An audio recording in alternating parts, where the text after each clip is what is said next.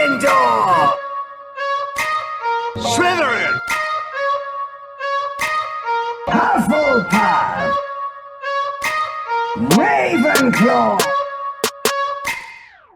The probably most exciting but at the same time most stressful moment for most normal students, not Harry, when they get into their first year at Hogwarts, is the moment they enter the Great Hall and walk past lots of students towards the end of the hall where a singular chair and lots of teachers are waiting for them.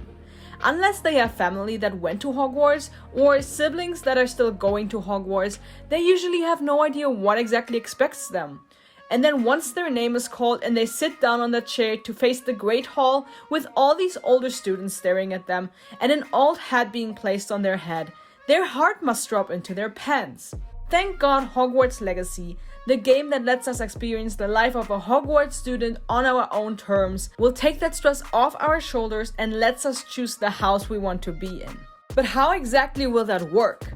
In a leaked trailer, we have gotten this picture right here, which shows us what the character customization could potentially look like. I say potentially because this was leaked a while ago and they could have or still can make changes to this menu. But we are gonna look at it as we got to see it right here. When we skip all of these traits like body shape, head, hair, eyes and scars and get directly to these two down here, we can see what looks like the Sorting Hat and the Hogwarts crest. One of these I'm sure will let us choose the Hogwarts house we want to be in. I lean towards the Sorting Hat, though I have no idea what the Hogwarts crest could stand for then. It doesn't really matter though, because either way we are going to be able to choose the house we want to be in before we even start the story. That means that by the time we start playing as our character, we already know the house we will get sorted in before we even enter the Great Hall.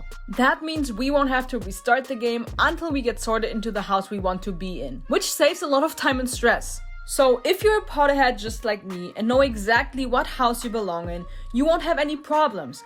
Just choose your house or another one you want to play the game with and you are all set. But if you are relatively new to the wizarding world or are only interested in playing the game, then you might not know what house you actually belong in. Either way, you will still have to make a decision when it comes to the house you want to be in, so there are ways to figure out which house you would be sorted into. If you want to choose the unofficial way, I will get to why I like to call it the unofficial way in just a bit. Then you could just choose what animal or color you prefer, or maybe the traits that you think fit best to you, or maybe by what common room you think looks best. If you, however, want to get the whole experience and want it to be more official, then you can take the test on www.wizardingworld.com. All you need to do is sign up, take a test, and voila! You get sorted into a house. Plus, you can also do 2 more tests to find out what your Patronus and wand is or would be. It's completely free and actually a lot of fun.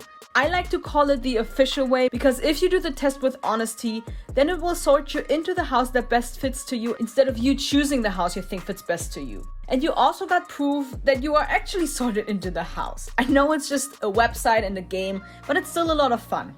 Before I took the test, I always wanted to be a Gryffindor. But once I did the test, I was sorted into Hufflepuff. I was super unhappy with that, so I repeated the test multiple times just to get Hufflepuff over and over again.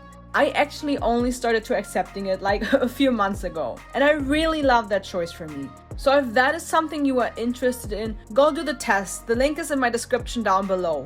And then come right back here and let me know in the comments which house you got sorted into.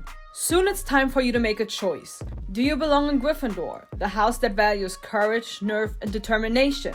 Maybe you're a Ravenclaw, whose members are wit, wise, and creative. Are you like me, a Hufflepuff, who are known to be hardworking, just, and loyal? Or maybe you belong in Slytherin, the house known for its resourcefulness, pride, and ambition. No matter what house you end up in, whether it is the house you were sorted into or just the house you would love to belong in, I bet it is the right choice for you. I hope you enjoyed this video and it answered some of your questions. If you did enjoy, give the video a thumbs up, and if you want to see more, then subscribe and activate the notification bell. We are really close to 300 subscribers, so let's try to hit that before the end of May. That was it from my side for today. I will see you in my next video. Until then, bye!